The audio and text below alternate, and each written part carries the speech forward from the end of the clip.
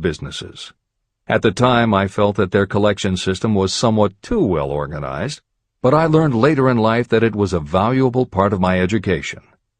The truth is that their collection department constituted the very finest sort of training on decision-making, promptness, and the habit of finishing what you begin. The collection system that forced me to finish the course turned out to be worth much in the form of money earned. The road to specialized knowledge. We have in this country what is said to be the greatest public school system in the world. One of the strange things about human beings is that they value only that which has a price. The free schools of America and the free public libraries do not impress people because they are free. This is the major reason why so many people find it necessary to acquire additional training after they finish school and go to work. It is also one of the major reasons why employers give greater consideration to employees who take specialized training courses. They have learned that those who have the ambition to give up a part of their spare time to studying at home have in them those qualities that make for leadership. There is one weakness in people for which there is no remedy. It is the universal weakness of lack of ambition. People who give up some of their spare time to take courses seldom remain at the bottom very long.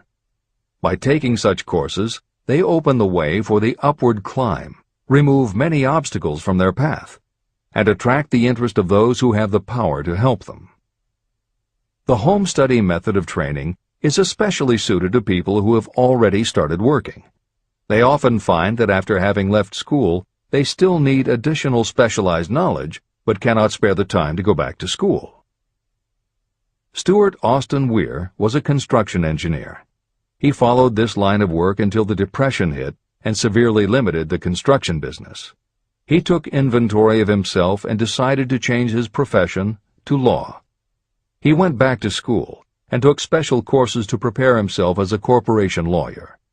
He completed his training, passed the bar examination, and quickly built a lucrative law practice as a patent attorney. Just to keep the record straight, and to anticipate the excuses of those who will say, "I couldn't go to school because I have a family to support," or "I'm too old," I will add that Mr. Weir was past 40 and married when he went back to school. Moreover, by carefully selecting highly specialized courses, Mr. Weir completed in 2 years the work that it takes the majority of law students 4 years to do. It pays to know how to purchase knowledge. A simple idea that paid off. Here's another specific example about a salesman in a grocery store who found himself suddenly unemployed. Having had some bookkeeping experience, he took a special course in accounting, familiarized himself with all the latest bookkeeping and office equipment, and went into business for himself. Starting with a grocer for whom he had formerly worked, he made contracts with more than 100 small merchants to keep their books at a very nominal monthly fee. His idea was so practical that he soon found it necessary to set up a portable accounting office in a light delivery truck. He now has a fleet of these bookkeeping offices on wheels. He employs a large staff of assistants who provide small merchants with accounting services equal to the best that money can buy at very nominal cost. Specialized knowledge plus imagination were the ingredients that went into this unique and successful business. Last year, the owner of that business paid income taxes of almost 10 times as much as was paid by the grocery store that fired him. Editor's comments. It would be impossible to write a contemporary book about success without including the story of Bill Gates. And although the connection between the world's wealthiest man and Hill's story about a man who started a mobile accounting business may not be immediately obvious, the fact is that this is a very apt place to include the story of Microsoft. Just as with the mobile accountant, the two defining characteristics of Bill Gates' success are specialized knowledge and imagination. Everyone had recognized at an early age that Bill Gates was a very bright student, but he had little interest in anything other than science and math. And when the mothers group at his school arranged for the students to learn about computing, that became his passion. By the time he was 13, he taught himself computer programming. and throughout high school and his years at university, his life revolved around computer clubs and odd jobs working for companies that had something to do with computers. Although at various times he toyed with the idea of a career in science or law, it is probably fair to say that while he was still in school, Bill Gates knew, in general terms, what his burning desire in life would be. He paid little attention to general knowledge, but devoted himself to assembling the specialized knowledge he would need to achieve his definite major purpose. Gates' burning desire heated up the day his friend and fellow computer club member Paul Allen bought a copy of the January 1975 issue of Popular Electronics. On the cover was a picture of an inexpensive desktop computer, the Altair 8800, which could be built from a kit. Gates and Allen knew in their gut that there were other students just like them who would love to get their hands on one of these things. At the time, it took a lot of imagination to foresee the impact computers might have on the average person. And even though they didn't own an Altair, they decided they could write a computer program for it. That took even more imagination. They contacted Ed Roberts, the founder of the company that made the Altair, and pitched their idea. Roberts told them he was getting offers from all over, and his policy was that whoever wrote it first would get the job.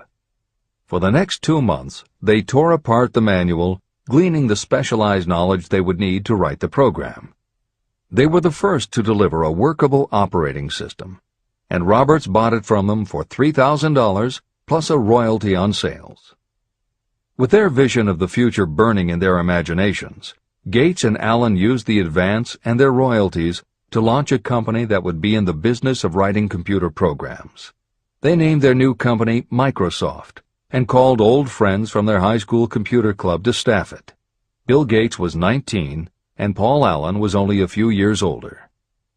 They and about 9 of their friends started writing programs for Apple Computer, Commodore, and anyone else who would contract with the company for their services.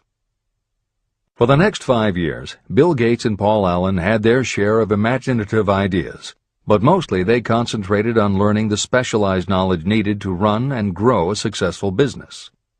Then in 1980, IBM, which had finally decided to get into the small computer business, needed help getting up to speed.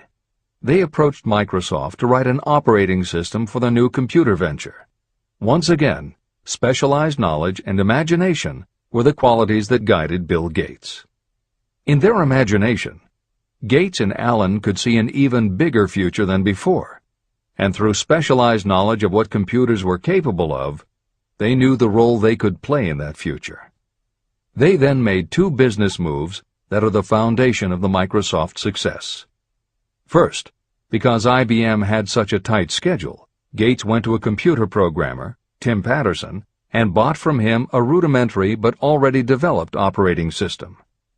Gates then set to work modifying the system, and he renamed it MS-DOS, for Microsoft Disk Operating System. The other move that was crucial to their success was the negotiation with IBM. They started from the position that they would not sell an operating system to IBM. What they would do was license the system to IBM in exchange for a royalty on every copy sold with an IBM computer. And it would not be an exclusive license, which meant that Microsoft could also license the system to other computer companies. If you were to continue to track the history of Microsoft, you would find those same qualities: a burning desire, an idea, specialized knowledge, and imagination behind each move Bill Gates made and continues to make, just as they were behind the success of the man who started the mobile accounting business. This is the end of the editor's comments. The beginning of the successful mobile accounting business was an idea. I know this is true because I was the one who gave him that idea. Now I'd like to pass on the story of another idea. And it was my accountant friend who indirectly suggested this one to me. When I first proposed the accounting idea to him, he said, "I like the idea, but I would not know how to turn it into cash." In other words, he did not know how to market his bookkeeping knowledge after he had acquired it. So, with the aid of a young woman copywriter, a very attractive presentation was prepared describing the advantages of the new system of bookkeeping. The brochure told the story of this new business so effectively that its owner soon had more accounts than he could handle. There are thousands of people all over the country who need the services of a merchandising specialist capable of preparing an attractive way to market personal services. This idea was born of the necessity to solve a specific problem. But it did not stop by serving merely one person. The woman who created the presentation has a keen imagination.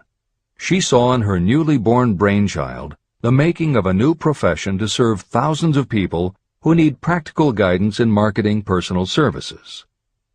Spurred to action by the success of her first prepared plan to market personal services, this woman turned to solving a similar problem for her son.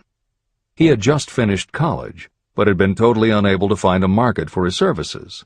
The plan she created for him was the best example of merchandising personal services I have ever seen.